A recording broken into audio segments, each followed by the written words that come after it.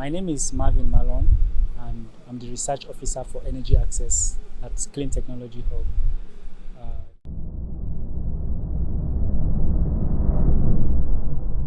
Yes, the Africa E-Mobility Conference that we just organized, or Clean Technology organized, is actually a pioneering innovation to disseminate knowledge, because we all know that the e-mobility sector in Nigeria is quite nascent. There's a lot going on in the sector. There are a lot of development, strategic provisions are being made by private investors and public investors.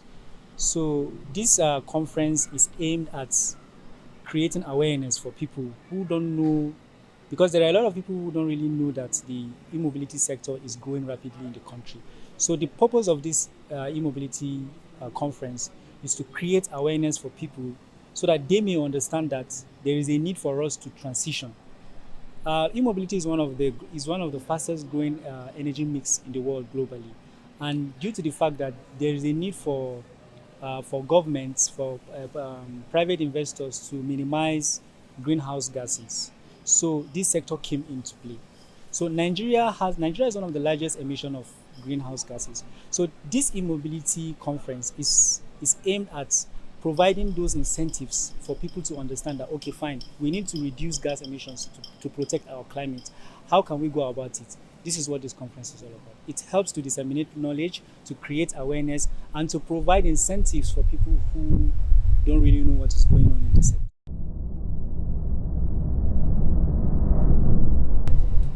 Yes, for the report, actually the report only entails the recencies in the e-mobility sector globally, in Africa and in Nigeria.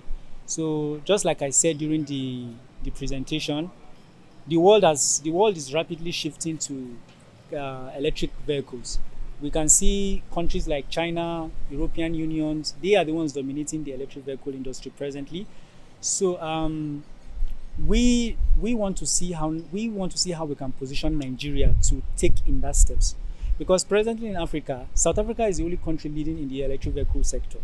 Nigeria is way behind, and if we are to meet with our net zero emission target, if we are to meet up with our net zero emission target, we need to start putting things in place for us to be able to reduce these climate challenges that we're having. So the report merely entails the things that have been happening in the sector here in Nigeria and the challenges that have been faced so far, and how we can be able to overcome this challenge to be able to expedite the adoption of the electric vehicles in Nigeria. I can really say that there's a lot of efforts being put in place. A lot of efforts, because as of now, I can't really count the number of companies, startups that are into the e-mobility sector. It's growing. The sector in Nigeria is rapidly growing. It's growing. So we can see the works of Max NG, we can see Siltech, we can see Possible EVs. These people have become frontliners for us. And I believe that with this initiative, a lot of people will come into play in the e-mobility sector.